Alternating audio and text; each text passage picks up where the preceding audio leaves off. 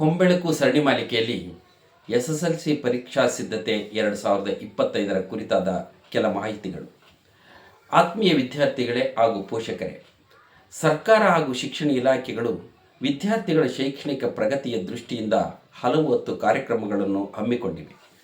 ನಾನು ಒಬ್ಬ ನಿವೃತ್ತ ಮುಖ್ಯ ಶಿಕ್ಷಕನಾಗಿ ಹಾಗೂ ಭಾಷಾ ಶಿಕ್ಷಕನಾಗಿದ್ದ ಕಾರಣಕ್ಕಾಗಿ ವಿದ್ಯಾರ್ಥಿಗಳ ಶೈಕ್ಷಣಿಕ ಕಲಿಕೆಗೆ ನೆರವಾಗಬಲ್ಲ ಒಂದು ಪುಟ್ಟ ಪ್ರಯತ್ನಕ್ಕೆ ಮುಂದಾಗಿದ್ದೇನೆ.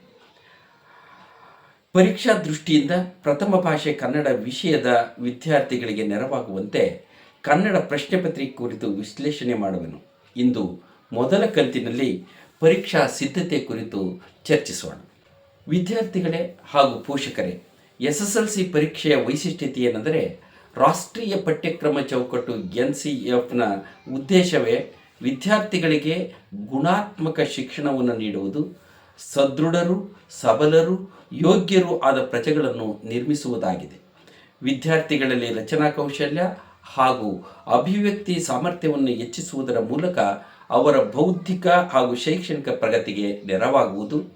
ಪರೀಕ್ಷೆಯ ಗುರಿ ಕೇವಲ ಅಂಕಗಳಿಕೆಯಾಗಿರದೆ ವಿದ್ಯಾರ್ಥಿಗಳನ್ನು ತಾರ್ಕಿಕ ಚಿಂತನೆಗೆ ಹಚ್ಚುವುದಾಗಿದೆ.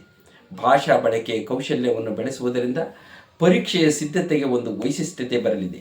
ಹಾಗಾಗಿ SSLC ಓದುವ ವಿದ್ಯಾರ್ಥಿಗಳು ವರ್ಷವಿಡೀ ಶಾಲಾ ಅಂಗಳದಲ್ಲಿ ಕಲಿತಿದ್ದನ್ನು ಪರೀಕ್ಷೆಯ ಸಂದರ್ಭದಲ್ಲಿ ಸ್ಮರಿಸಿಕೊಂಡು ಉತ್ತರಿಸಲು ಸಿದ್ಧರಾಗಬೇಕೆಂಬುದನ್ನು ತಿಳಿಸಲಾಗುವುದು.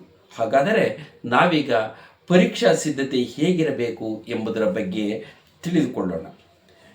ವಿದ್ಯಾರ್ಥಿ ದೆಸೆಯಲ್ಲಿಯೇ ಕಲಿಕೆ ಮತ್ತು ಅದರಿಂದ ಆಗುವ ಪ್ರಯೋಜನವನ್ನು ಹೊರಗಲ್ಲಿಗೆ ಹಚ್ಚುವುದು, ವರ್ಷವಿಡೀ ಕಾಲಹರಣ ಮಾಡದೆ ತಯಾರಿ ನಡೆಸಿದರೆ ಆಗುವ ಪ್ರಯೋಜನವನ್ನು, ಪರೀಕ್ಷೆ ಭಯ ಎಂದರೆ ಭಯ, ಕಷ್ಟ ಎನ್ನುವ ಬದಲು ಪರೀಕ್ಷೆ ಒಂದು ಹಬ್ಬ ಎಂದು ತಿಳಿಸುವುದೇ ಪರೀಕ್ಷಾ ಸಿದ್ಧತೆಯ ಪ್ರಮುಖ ಉದ್ದೇಶವಾಗಿದೆ. ವಿದ್ಯಾರ್ಥಿಗಳು ಪರೀಕ್ಷೆಗೆ ಸಿದ್ಧರಾಗಬೇಕಾದರೆ ತಮ್ಮ ಸಾಮರ್ಥ್ಯದ ಮೇಲೆ ತಮಗೆ ನಂಬಿಕೆ ಇರಬೇಕು. ಕೀಳರಿಮೆಯಿಂದ ಹೊರಬಂದು ಇದು ನನ್ನಿಂದ ಸಾಧ್ಯ, ಗೆದ್ದೇ ಗೆಲ್ಲುತ್ತೇನೆ ಎನ್ನುವ ಧನಾತ್ಮಕ ಚಿಂತನೆಯಿಂದ ಪರೀಕ್ಷೆಗೆ ತಯಾರಿ ನಡೆಸಬೇಕಾಗಿದೆ. ಪರೀಕ್ಷಾ ತಯಾರಿಗಾಗಿ ಈಗಾಗಲೇ ಶಿಕ್ಷಣ ಇಲಾಖೆ, ವಿಷಯ ಬೋಧಿಸುವ ಶಿಕ್ಷಕರು ನೀಡಿದಂತಹ ಸಲಹೆ, ಮಾರ್ಗದರ್ಶನಗಳನ್ನು ಮೆಲುಕು ಹಾಕುತ್ತಿರಬೇಕು. ವಿದ್ಯಾರ್ಥಿಗಳು ಶಾಲಾ ಅವಧಿಯ ನಂತರದಲ್ಲಿ ವೇಳಾಪಟ್ಟಿಯಂತೆ ಮನೆಯಲ್ಲಿ ಓದುವಿನಲ್ಲಿ ತೊಡಗಿಸಿಕೊಳ್ಳಬೇಕು. ಜೊತೆಗೆ ಮುಖ್ಯಾಂಶಗಳನ್ನು ಬರೆದಿಟ್ಟುಕೊಳ್ಳುವುದು ಮಾಡಬೇಕು. ಬೆಳಗಿನ ಜಾವ ಅಥವಾ ಪ್ರಶಾಂತವಾದಂತಹ ವಾತಾವರಣದಲ್ಲಿ ತಮಗೆ ಕಷ್ಟವೆನಿಸಬಹುದಾದಂತಹ ವಿಷಯಗಳನ್ನು ಓದುವುದನ್ನು ರೂಢಿಸಿಕೊಳ್ಳಬೇಕು. ಬೆಳಿಗ್ಗೆ ಮತ್ತು ಸಂಜೆ ಗಣಿತದ ಲೆಕ್ಕದ ಸೂತ್ರಗಳನ್ನು, ವಿಜ್ಞಾನದ ಚಿತ್ರಗಳನ್ನು, ಸಂಧಿ ಪದ ಬಿಡಿಸುವುದನ್ನು, ವ್ಯಾಕರಣಾಂಶಗಳನ್ನು ಬರೆದು ಅಭ್ಯಸಿಸಬೇಕು. ಕಂಠಪಾಠ ಪದ್ಯಗಳನ್ನು ಪುನರಾವರ್ತಿಸುವುದು, ಪ್ರಬಂಧ, ಪತ್ರಲೇಖನ, ಲಕ್ಷ್ಯ ಬಿಡಿಸುವುದು ಇವುಗಳನ್ನು ಗುಂಪಿನಲ್ಲಿ ಅಭ್ಯಾಸ ಮಾಡಿ ಸರಿತಪ್ಪುಗಳನ್ನು ಸರಿಪಡಿಸಿಕೊಳ್ಳಲು, ತಿದ್ದಿಕೊಳ್ಳಲು ಮುಂದಾಗಬೇಕು.